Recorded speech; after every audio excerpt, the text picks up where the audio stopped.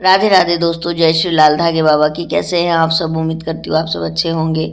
आज पता है दोस्तों, सुबह से मेरे हाथ पैर में इतना दर्द दे रहा है ना, मतलब बहुत पेन कर रहा है, बहुत कमज़ोरी जैसा लग रहा है और बहुत अजीब अजीब सा लग रहा है। मतलब अच्छा नहीं लग रहा, मन नहीं कर रहा है कुछ करने का।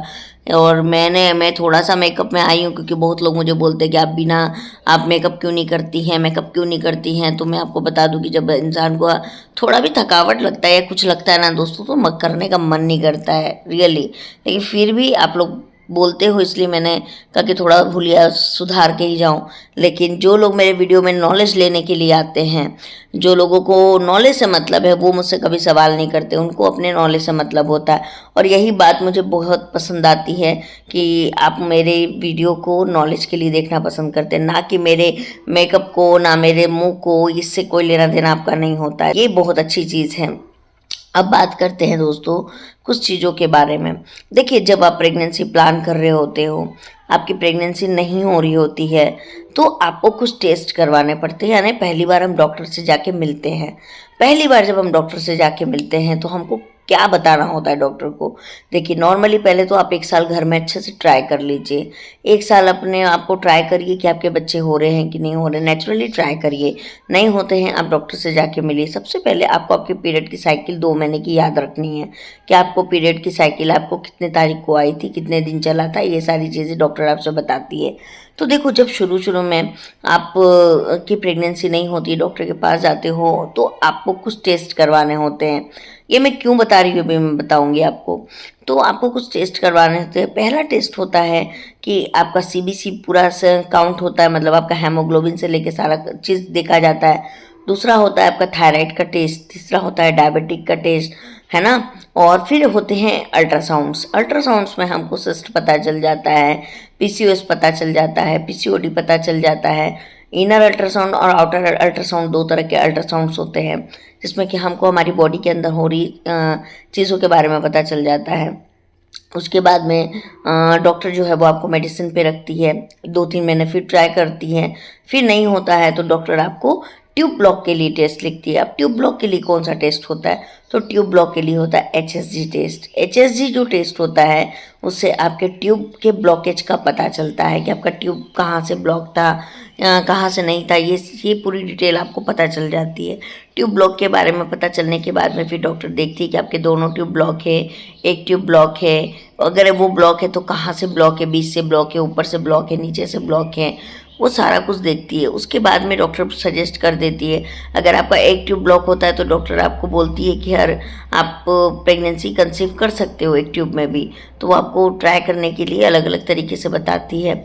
और एक होता है कि आपके दोनों ट्यूब ब्लॉक है, तो डॉक्टर वैसी कंडीशन में आपको जो है वो लेप्रोस्कोपी करने के लिए बोलती है कि जाके आप लेप्रोस्कोपी करवा लीजिए। लेप्रोस्कोपी एक ऑपरेशन होता है, छोटा सा ऑपरेशन होता है, जिसमें कि आपके ट्यूब को खोला जाता है।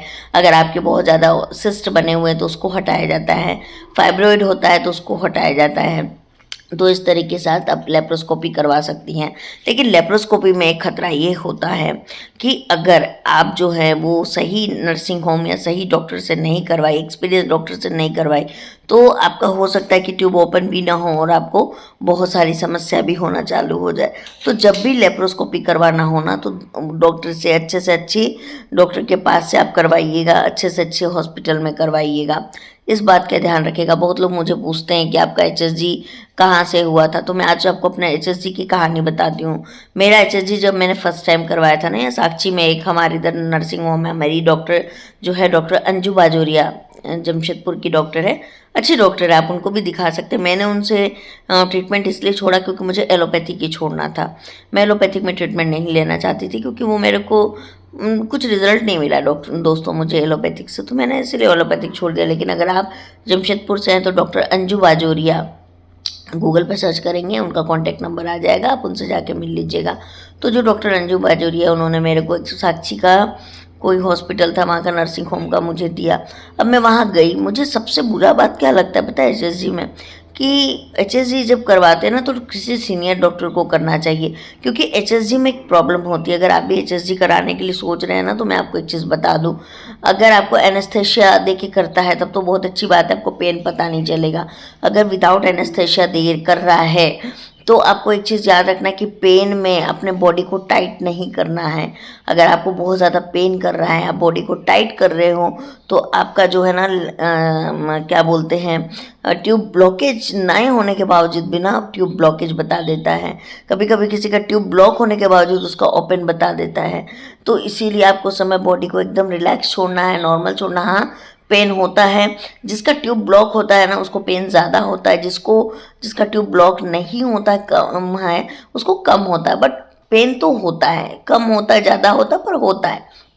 तो आप अगर एनेस्थेशिया देके करवाते हैं तो वो ज़्यादा अच्छा है। वो थोड़ा कॉस्टली पड़ेगा आपको एनेस्थेशिया के साथ, लेकिन हाँ वो सेफ साइड होता है, क्योंकि आपको पेन होगा नहीं तो आपका बॉडी आप जकड़ोगे नहीं।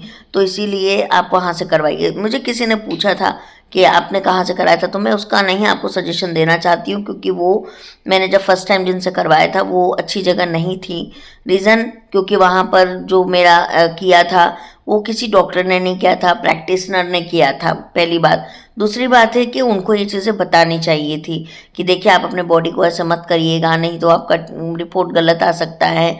ऐसी वैसी चीज़ें उनको सब कुछ बताना चाहिए था एक पेशेंट को, क्योंकि एक पेशेंट को कुछ पता नहीं होता है, लेकिन उन्होंने मुझे नहीं बताया था। और उसके बाद में मेरा जो है वो ट्यूब जो है वो ब्लॉक आया था, पहले वाले में राइट ट्यूब ब्लॉक बताया मेरा। तो मैंने कहा कि चलो ठीक है, कोई बात नहीं। उसके बाद मैंने फिर आई थिंक मुझे लगता है 4-5 महीने बाद मैंने वापस टेस्ट करा, और दूसरी बार जब मैंने टेस्ट करवाया दोस्तों, मैंने अपनी मर्जी से जाके हॉस्पिटल में टेस्ट करवाया। हमारे यहाँ पे है और TMH का एक डॉक्टर है जो स्टील सिटी में बैठते हैं, मैंने उनसे टेस्ट कराया था। आप स्टील सिटी जाओगे ना, यहाँ पे है जमशेदपुर में, बिष्टुपुर में, स्टील सिटी में बहुत अच्छे अच्छे डॉक्टर बैठते हैं। आप वहाँ जाके अपना टेस्ट करवा सकते हो, वो आपको सजेस्ट कर देते हैं। मैंने वहाँ से कराया था। मेरा पैसा बहुत ज़्यादा लगा था दूसरी बार में, क्योंकि फ़र्स्ट टाइम में मुझे 2,000-2,500 समथिंग, पता नहीं, मुझे याद नहीं है अभी, लेकिन सेकंड टाइम में मुझे अच्छा खासा अमाउंट लगा था। लेकिन सेकंड टाइम में भी मेरे को एनेस्थेशिया नहीं दिया था, लेकिन डॉक्टर ने पहले गाइड किया, बताया, एक एक चीज़ बताया। उसके बाद बहुत रिलैक्सेशन में सीनियर डॉक्टर ने टेस्ट किया, और सीनियर डॉक्टर ने टेस्ट करके मुझे बताया कि नहीं। और सेकंड टाइम में मेरा जो है वो दोनों ट्यूब भी ओपन आया था। इसलिए ओपन नहीं आया कि सीनियर डॉक्टर ने किया, इसलिए ओपन आया क्योंकि मैंने बहुत ज़्यादा एक्सरसाइज, योगा वगैरह वगैरह बहुत सारी चीज़ ट्यूब ब्लॉक के लिए मैंने की थी। अगर मैं इसके बारे में एक वीडियो बनाऊँ ना तो बहुत लंबा वीडियो चला जाएगा। तो मेरे कहने का मतलब है कि HSG टेस्ट जो होता है वो ट्यूब ब्लॉक के लिए होता है। जब डॉक्टर देखती है कि आपका ट्यूब ओपन है अगर दोनों, तो फिर वो कुछ मेडिसिन आपको चलाती है और आपका प्रेगनेंसी के लिए कंसीव करवाने की कोशिश करती है। फिर भी नहीं होता है तो फिर जाके वो हस्बैंड के टेस्ट करती है कि कहीं हस्बैंड को तो प्रॉब्लम नहीं है। लेकिन ये गलत बात है, टेस्ट दोनों के एक साथ होने चाहिए, है ना, दोनों के होने चाहिए।